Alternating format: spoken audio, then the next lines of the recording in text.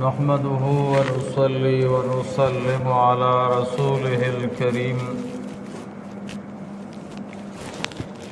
أما بعد فأعوذ بالله من الشيطان الرجيم بسم الله الرحمن الرحيم يا أيها الذين آمنوا إذا نودي للصلاة من يوم الجمعة فاسعوا إلى ذكر الله وذروا البيع ذلكم خير لكم إن كنتم تعلمون صدق الله مولانا العظيم وصدق رسوله النبي الكريم الأمين وقال النبي صلى الله عليه وسلم الجمعة إلى الجمعة كفارة لما بينهما أو كما قال النبي صلى الله عليه وسلم وقال الله تبارك وتعالى في شان حبيبه إن الله وملائكته يصلون على النبي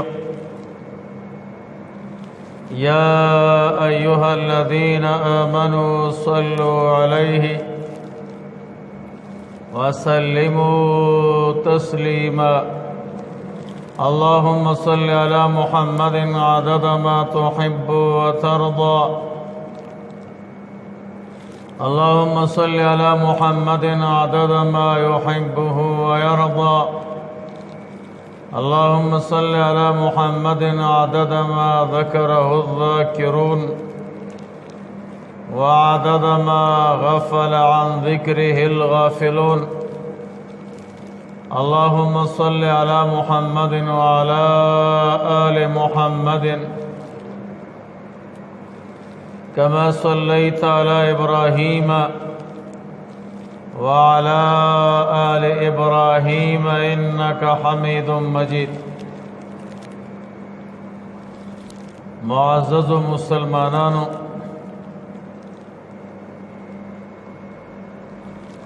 مخکینی جمعو کې تاسو ته د جمعې د منځ متعلق مسائل او فضائل شروع کړیو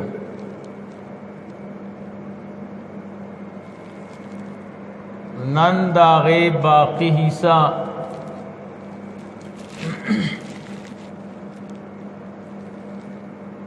د جمعې منځ په اسلام او دین کې یو د عظمت او د کمال ورځ د جمعې ورځ او منځ بیا په تمام منځونو کې یو اهم ترین منځ ده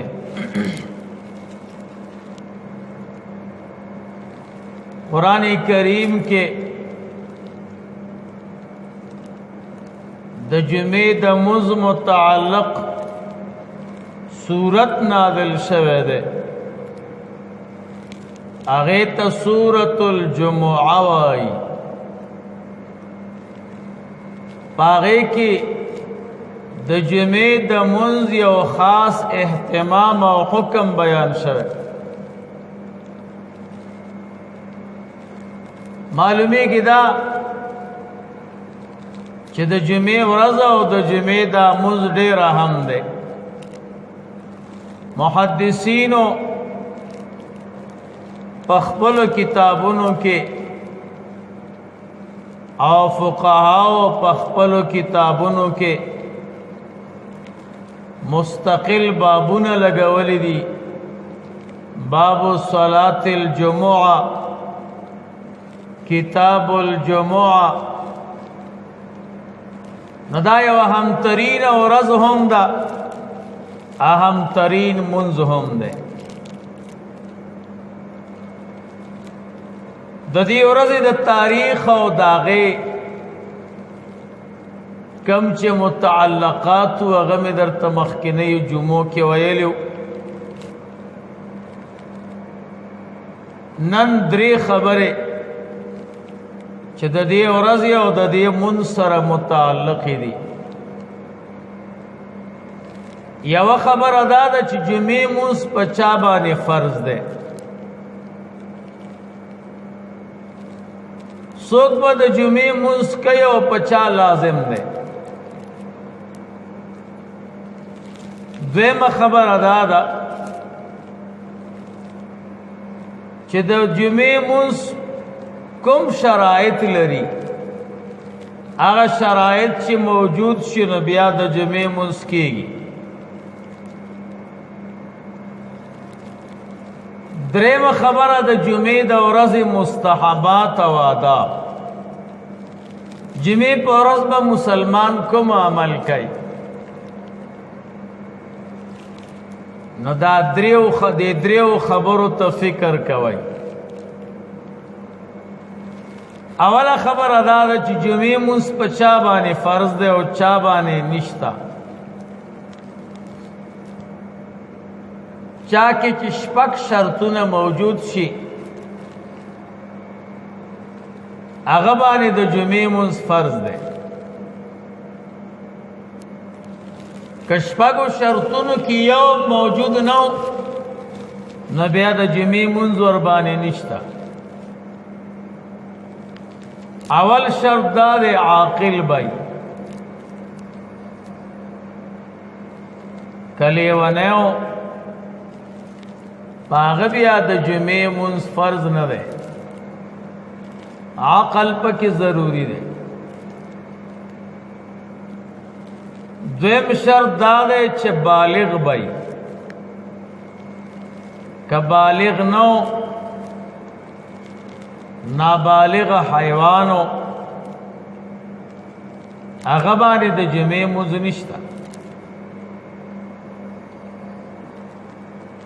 بلکې ماشومان او حیوانان د جمعات نه شریعت بند کړی دي. نبی علیہ الصلوۃ والسلام فرمایلی دي جنبوا مساجدکم صبیانکم ومجانینکم. تاسو خپل جمعتونه د ماشومان او د لیوانو نه ساتئ. ماشومان د جمعات ادب داغه لحاظ نشي ساتله.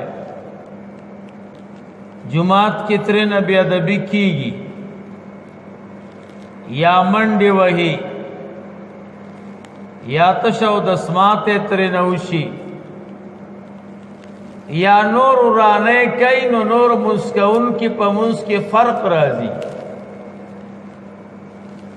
منس خو عبارت د سکون او د آرام نه ده. یا چې حیوانان جمعات کې منډه وای خاندي یو بل باندې سکونډاره لګای بیا د نور خلق منځونو کې هم فرق راځي. بل دا د حیوانانو کالی هغه اکثر ډیر پاک نه. لاسونو پخې ډیر پاک نه. جمعات خو عبادت خانه دا پاکه پکاری. رسول الله مبارک زکه فرمایي جمعات ته حیوانان او ماشومان مراولای. یو خبره ده که یو ماشوم ډیر مؤدب وي پلار ورته ادب ښودلی جمعات کې ورانه نه کوي او کالی او لاسونه او پښې پاکې دي او سړی په دې بنیاد جمعات ته راولي چې د ده د طبیعت د مون سره ولګېږي او تعلق پیدا شي نو بیا خیر دی. لیکن عام حیوانان چې دا صفتونه پکې نه وي هغه جمعات ته راوستل بند دي. دی وجه نه په حیوانانو او ماشومانو باندې د جمعې مونځ نشته. ځکه جمعې مونځ خو جمعات کې. دریم نمبر شرط دا دی چې دی به اصیل وي. که غلامو هغه د جمعې مونځ نشته. زمونږ او ستاسو زمانه کې د غلامانو سلسله نشته. الحمدلله ټول مسلمانان اصیل دي. نو دریم شرط دا دی چې اصیل وي.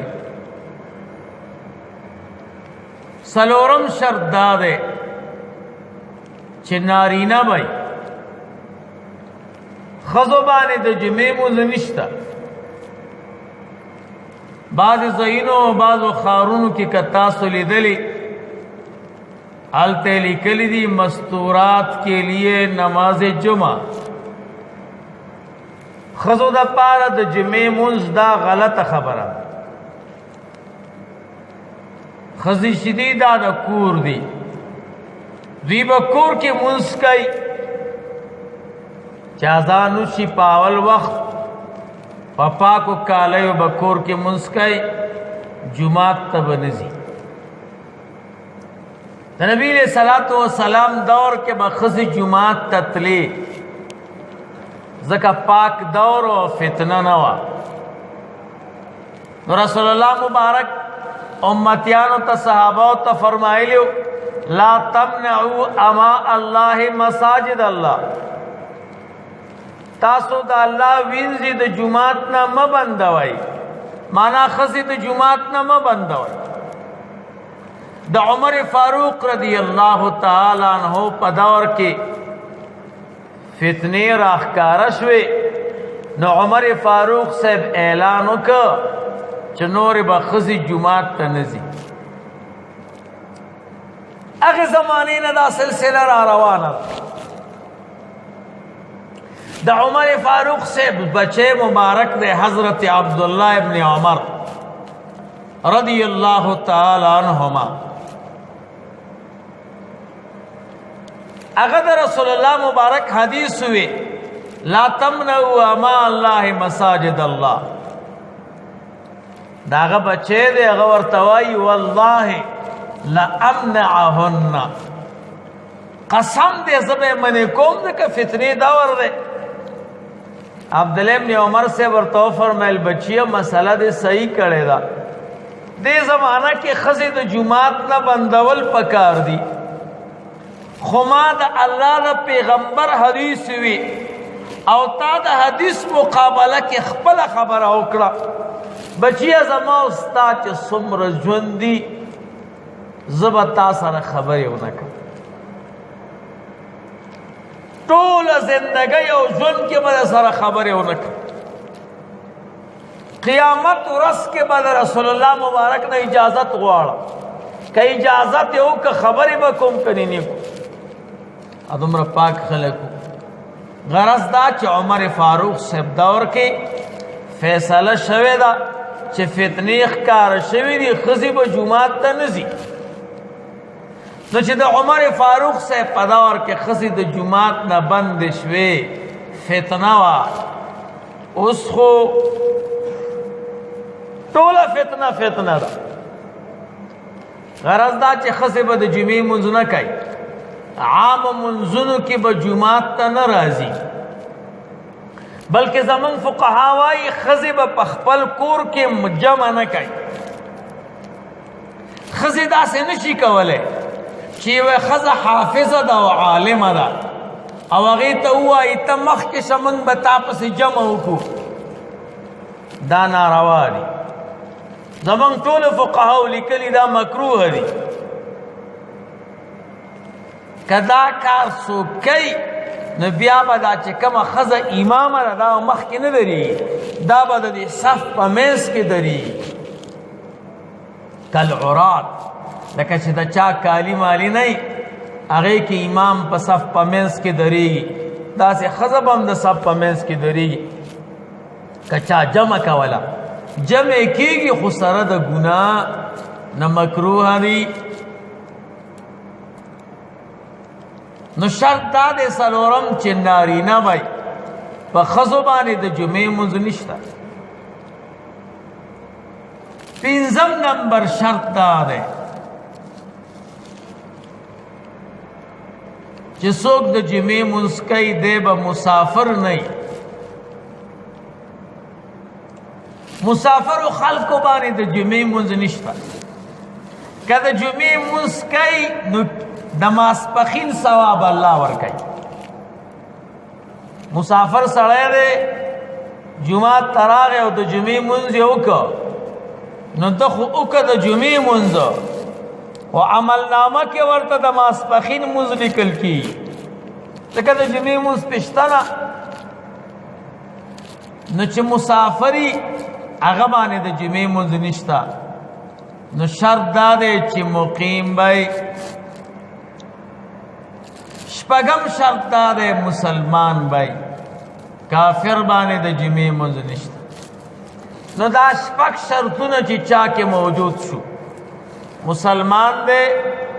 عاقل دی، بالغ دی، اصیل دی، نارینه دی او مسافر نه دی، نو داسې سړي باندې بیا د جمعې مونځ فرض دی. که د جمعې مونځ یې ونه کړه دی ګناهګار پاتې شو. نو دا اولنۍ خبره وه چې په چا باندې د جمعې مونځ فرض دی نو چې چا کې دا شپږ شرطونه موجود دي. دویمه خبره جمعې مونځ کوم ځای کې کېږي، دا یوه غټه مسله ده او د فقهاو زبردست اختلاف دی پکې. زه به درته خلاصه ووایم، درې شرطونه دي. یو شرط دا دی چې د جمعې مونځ کې د ماسپښین وخت ضروري دی. ماسپښین وخت چې داخل شوی نه د جمعې مونځ نشي کولی نو دخول وقت ظهر. دویم شرط دا دی چې ښار کې وي، په کلو کې او په بانډو کې د جمعې مونځ نه کېږي. ښار چاته وایي؟ بعض علما وایي ښار هغه ځای ته وایي چې کوم ځای کې قاضي وي او حاکم وي، د غل نه لاس پرې کوي او زناکار سمساری. د شریعت حدود چې کوم ځای کې نافذ کېږي هغې ته مصر وایي. دویم نمبر قول دا دی چې مصر هغې ته وایي چې د سړي د کور ټول ضروریات په هغه ښار کې پوره کېږي. دریم قول دا دی مصر هغه ښار ته وایي چې دغه ټول خلک را جمع شي او بیا په دې کلي کې چې د ټولو نه غټ جومات دی او هغې ته یې بوځي نو ټول دا ټول خلک په دغه غټ جومات کې نه ځایږي. لا یسعهم اکبر مساجدهم، غټ جومات چې دا خلک نه ځایږي. څلورم قول دا دی مصر هغې چاته وایي چې په هغې کې 40 نفره، څوک 50 کور او څوک 40 کور او نفره یادوي. زمونږ او ستاسو دور کې ښه خبره دا ده چې کوم ځای کې د انسان د سریري ساته د رزق اسباب کوم ځای کې برابریږي او 40-50 کسان یو ځای کې موجود دي، هغې ته مصر وایي. هغه ځای کې د جمعې مونځ کېږي. او که نه داسې مونږ او تاسو د ګوسفندرۍ نه بره دې غره طرف ته لاړ شو یا دې بل غره طرف ته چې ځان له یو څو کورونه نو بیا دغه ځای کې د جمعې مونځ نه کېږي. دوی به دې ښار ته راځي که نه راځي، نو که اذان یې اورېدو نو راځي به، او که اذان یې نه اورېدو نو بیا ورباندې نشته، بیا دې نه راځي. دریم نمبر شرط دا دی دا کم خلک چې جومات کې راغونډ شوي دي چې سره د امامه 4 نفره، 3 مقتدیان یو امام او دا درې واړه مسافر نه څلور واړه مسافر نه که امام مسافر یا مقتدیان مسافر بیا داسې ځای کې د جمعې لمونځ نه کیږي نو څوک چې د جمعې جمع ورکوي او درې مقتدیان چې وي چې دا مسافر نه نو بیا د دې لمونځ کیږي دا درې شرایط دي یو د ماسپښین وخت بل خاریه دریم چې امام سره دا څلور نفر درې مقتدیان یو امام چې دا د امام ابو یوسف سے مسلک دی نو چې دا مسافر نه بعض علما وایي چې نه دو مقتدیان یو امامي نو هم صحیح ده دا دو خبرې شوي دریم نمبر خبره د جمعې په ورځ باندې څه مستحبات او آداب دي سړی به د هغې خیال ساتي او فکر به ورته کوي نو هغه لس مستحبات دي د جمعې په ورځ به موږ او تاسو لس کارونه کوو د مزد نه غیر اول نمبر کار د جمعې په ورځ به صلات او تسبیح کوو دا مستحب ده او سنت ده چې سړی د جمعې په ورځ باندې صلات تسبیح وکړي تېره شوې جمعه کې مې درته ویلي دویم نمبر مستحب دا ده چې د جمعې په ورځ به سورة الکهف وایي ښه خبره دا ده چې سړی ټول سورت ووایي که بیا ټول سورت نشي ویلی نو بیا اولنی رکو آخرنی وای که بیا دام نشي ویلی نو اولنی رکو کې اولنی رکو بیا وای نو د جمعې په ورځ سورة الکهف ویل دا سنت طریقه ده 1415 سپاره کې دریم نمبر مستحب دا ده جمعې په ورځ به سړی ډېرې دعاګانې غواړي ځکه په دې کې یو ساعت دی چې الله په هغې کې دعا نه رد کوي تاسو ته مې ویلي و هغه نه معلومیږي چې د جمعې په کوم ساعت کې دغه وخت دی نو خو چې سبا راوخته نو ته دعاګانې غواړه غواړه غواړه چې لمر غورځېږي دې وخته پورې دعا غواړه ممکنه دا ده چې ستا دا دعا غوښتل به د هغه اساعت الاجابت سره برابر شي نو ټول کارونه به دې سم شي نو دعا ډېر غوښتل کثرت الدعا څلورم نمبر مستحب دا دی درود شریف ډېر ویل د جمعې په ورځ چې څومره ډېر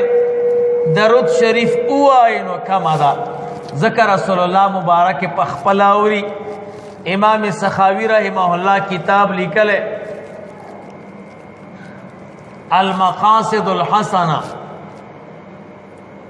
نو پاغه کې دا روایت موجود ده د جمعې په ورځ رسول الله مبارک په خپل اوري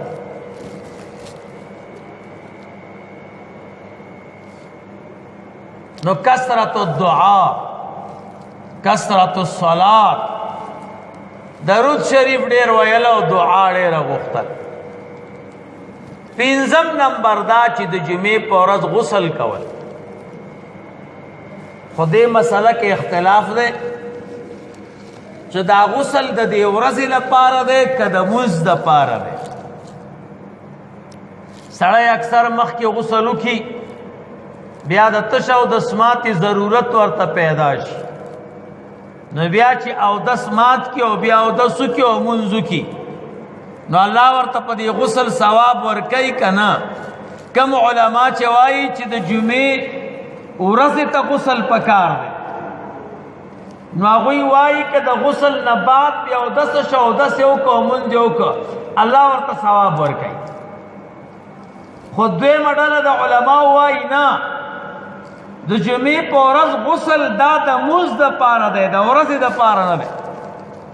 سړی به داسې وخت کې غسل کوي چې د غسل نه بعد بیا اودسه نه شي او منز اوکی او من نفارق شو بیا کاودس ماتی نو خیر صحیح قول دا دی چې د جمعې د مز د پاره دی نو د جمعې د مز د پاره غسل کول دا سنت دی د هغې وجه دا ده چې سړي باندې ټوله جمعه تیری بدن یې خیرني یو وږمه او بوی ترې نه خیږي د جمعې په ورځ دا ورځ د ملائکو د حضور ده ملائک را کوزیږي او جمعات ترې نه ډک وي نو چې ستا د وجود نه بیکاره بوی ځي ملائکو ته تکلیف رسیږي نبی علیہ الصلوۃ والسلام ځکه فرمایي چا چې دا بویداره ونه وخوړه پیاز شو اوږه شوه مولی شوه فلا یقربن مسجدنا زمونږ جماعت ته دې نه رانږدې کېږي فإن الملائکة تتعظى مما يتعظى منه الانس ځکه ملائکو ته هغه شی تکلیف رسوي چې کوم انسان ته نو دی به غسل کوي د مز د پاره شپږم نمبر دا دی ښایسته کالي به واغوندي ځکه مز ته را روان دی کور کې به وګوري چې د ده پر دې ټولو جوړیو کالیو کې د ټولو نه ښایسته کالیو ویلبس احسن ثیابه فقها اسم تفضیل صیغه وایي د ده په دې ټولو کالیو کې چې د ټولو نه ښایسته کالیو د هغې انتخاب به کوي متقدمین علما داسې وو چې هغوی به د مونځ دپاره خاص کالي ساتلي امام اعظم ابو حنیفه رحمه الله ابه چې د مونځ اراده وکړه او دس به یې وکړه نو یوه جوړه یې ساتلې وه ډېره قیمتي او په ډېرو پیسو یې اخیستې وه چا ورته وی دا ولې وي الله ته درېږم الله ته درېږم چې د ټولو نه قیمتي کالي زما یي نو اکثر اولیاء بزرگانو کې ائمو کې داسې علما بزرگان تیر شوي چې مونځ به په عامو کالیو کې نه کوو زمونږ استاسو فقهام وایي دا مکروه ده چې سړی د مونځ د کار په کالیو کې کوي کم کالیو کې چې ته کار کې خټې کې یا اوبه لرې یا نور مصریتوب وغیره کې هغه خیرني هغې باندې داغونه لګېدلي هغې کالیو کې ته دفتر ته نشي تللی یو وزیر ته نشي ورتلی یو واده ته نشي تللی یو مړي ته نشي تللی څوک د روانۍ والا کالي مې ښه نه دي او نه مې دې بدل کړي په داسې کالیو کې مونځ کول بیا مکروه دي ځکه ته خو الله ته درېږې د الله نه با عزت او با وقار او با کماله به څوکي د الله لحاظ ډېر پکار دی نو پکار دا دی چې سړی د کار په کالیو کې مونځ ونه کي د کار کالی جدا او د مونځ کالی جدا څنګه چې د کار کالیو کې موږ او تاسو مړو ته نه ځو ودونو ته نه ځو یو وزیر سره یو وکیل سره یو مشر او ملک سره هغه سره ملاقات نه کوو نو الله ته چې درېږي نو داسې کالي به اغوندي چې هغه پاکي نو فقها وایي د کار په کالیو کې مونځ مکروه دی دویم علت پکې دا وایي مونځ کې به ستا توجه الله ته برابر وي دا فکر به کوې چې خدایه د ټولو نه مې اخري مونځ دی سلام چې واړم مړ کېږم به نو ستا د زړه د بدن حرکات دا به ټول الله ته متوجي او چې تا د کار کالي اغوندي اغوستلي او په هغې داغونه نو ستا سوچ او فکر به هغې ته لاړ شي فکر چې د هغې ته لاړ شي هغه توجه دې بیا خرابېږي دې وجه نه زمونږ فقها وایي که څوک ډېر وږی اول د ډوډۍ وخوري بیا د مونځ وکړي ولې چې ته وږې او مونځ باندې ودرېدې خو ټول تصور به د ډوډۍ ته نو اول ځان موړ که نو بیا مونځ کوه بجې د دې چې د ډوډۍ نه مز جوړ کې دا خدا د دې نه چې د مز نه ډوډۍ جوړه کې ناول ځان موړ کنو بیا راځه دیو جن زمون فقها وی ان علین تحت العینین چې مز کې دا پانی به داسې ځای کې دی چې ستا د سترګو لاندې چې مز کې د توجه خراب نشي تبه نوې سپلې می اغستې او غله به رانه او تخته نو ټول توجه به د مز کې هغې ته نو اول اطمینان برابر کا داسې ځای کې سپلې کېده چې مز کې درته فرق رانه ولي زړه فارغ کا نو چې کم شیونه د انسان او د الله په منځ کې حاجب واقع کېږي دا توجه او حضور خرابوي هغه به د مز نه مخکې ختمه نو فقها وایي شپږم نمبر دا دی ویلبس احسن ثیابه او دی به په خپلو کالیو کې وګوري چې د ټولو نه ښایسته کالیو هغه به واغوندي اووم نمبر دا ویتطیب خوشبوئی به ولګي عطر به ورسره وي هغه به په ځان ووهي خوشبویانې دوه قسمه دي یو داسې خوشبوئی ده چې بوی لري رنگ نه دویمه داسې ده چې رنگ لري او بوی نه کم چې رنگ لري او بوی نه لري دا به ښځې استعمالی کم چې بوی لري او رنگ نه لري دا به سړی استعمالی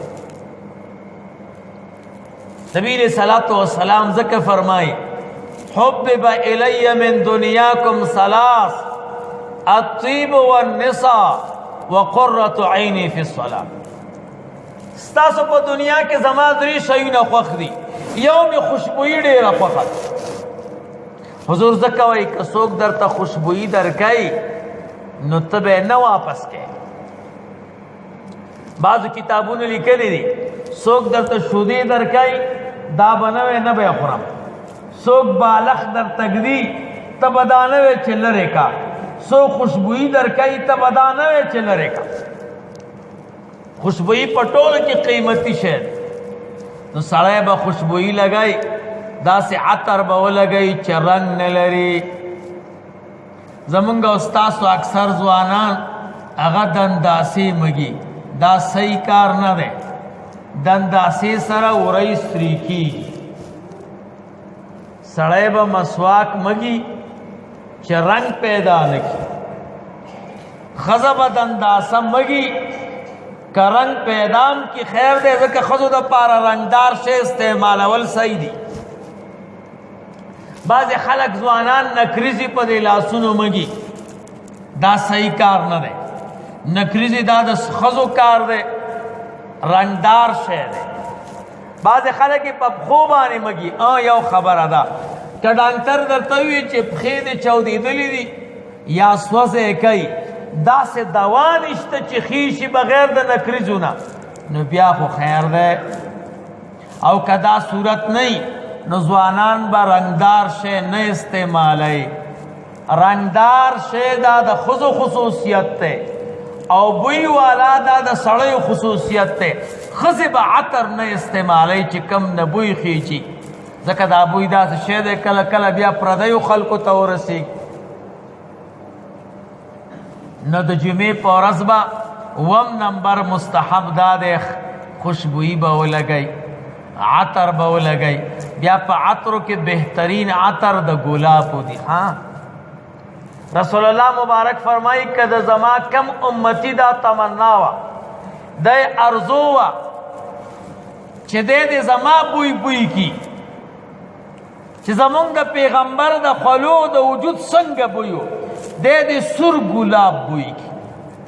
سور ګلاب چې څنګه بوی کوي داسې زمونږ او ستاسو د پیغمبر د بدن خوشبویي وه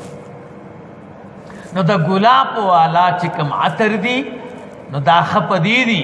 چې دا د رسول الله مبارک دې خبرې سره نږدې دي یا کوم عطر چې د انسان د طبیعت برابري بس هغه هم صحیح ده اتم نمبر دا دی چې وختي به جومات ته راځي نبی علیہ السلام فرمائی چې څوک د ټولو نه مخکې جمعات ته راغی الله به ورته دومره ثواب ورکوي لکه یو اوښ چې حلال کړي او صدقه یې هغه پسې وروستو چې کوم سړی راغی الله ورته دومره ثواب ورکوي لکه یو پسه چې حلال کړي صدقه یې کړي د هغې نه وروستو سړی چې راغی الله ورته دومره ثواب ورکوي لکه یو چرګ چې حلاله کړي او خیرات کړي د هغې نه وروستو چې څوک راغی الله ورته دومره اجر او ثواب ورکوي لکه د چرګې هګۍ چې صدقه کړي بیا د دې نه وروستو چې راځي نو دوی دپاره خاص خصوصیت نشته نو پکار دا دی چې وختي راځي د ټولو نه مخکې کوشش پکار دی چې جومات ته راشي ځکه د اوښو او د هګۍ په منځ کې خو ډېر فرق دی 10 نمبر مستحبه دا ده چې پیاده به راځي فاسعوا الى ذکر الله دلته مفسرین وایي پیاده به ځي ویمشي ماشیا پیاده به راځي موټر کې موټر سایکل کې به نه راځي که عذر و ځای لري او زما په خپل هم ځای لري دی چې پیاده را رسېږم مونځ به رانه لاړي یا جسے محترم مریض دی چې پیاده راځي بیا خو نشي رات که عذر نو افضل ادا ده چې سړی د پیاده راشي جومات ته د جمعې مونځ ته نو دا 10 مستحبات دي د جمعې د ورځې بیا چې کله جومات ته راورسېږي نو 2 شیونه په ده حرام دي دا به نه کوي یو دا دی دا به نه کوي چې جمع ولاړه ده صفونه برابر دي یو سړی د ټولو نه وروسته راغی د خلکو په اوږو باندې پښې ږدي او ځان مخکې را رسوي نو داسې به نه کوي د باندې دا حرام دي چې د خلکو سټونه پیمالوي او مخکې ځان رسوي هلکه مخکې به راغلی 2 نمبر حرام دا دی چې کله جومات ته راورسېږي او امام خطبه شروع کړي خبرې به څوک نه کوي تاسو ته ما ویلي وو که درته یادېږي امام چې کله خطبه شروع کړه زمونږ او ستاسو قاري صاحب دلته منبر باندې کېناست مونږ او تاسو لاندې ناست یو چپ په ناست که فکر مو کړی د ماسپښین مونځ 4 رکاتو د جمعې مونځ 2 رکاته دی د دې 2 رکاتو په ځای دا 2 خطبې دي څنګه چې څوک په مونځ کې خبرې وکړي مونځ دې ختمېږي